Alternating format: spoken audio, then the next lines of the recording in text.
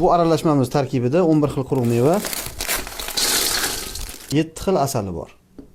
Immuniteti pastligidan qiynalayotganlar uchun quvvat aralashma tayyorlaymiz.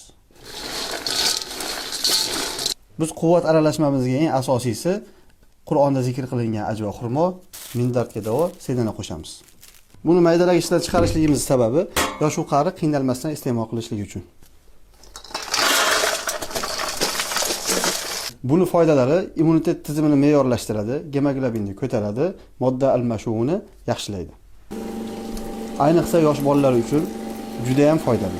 Yana bir kuzatganimiz, tahoratga tez yuguradigan, peshob yo'llari shamollagan insonlar o'zlarini juda ham yaxshi his qilishganini aytishmoqda.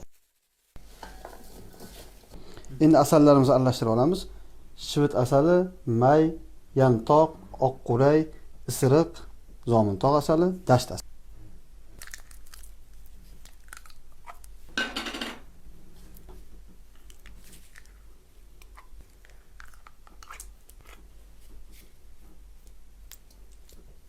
Bismillahirrohmanirrohim.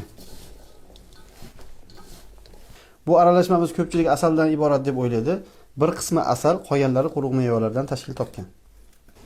Agarda kimga kerak bo'lsa, quyidagi manzillar orqali murojaat qilishingiz mumkin.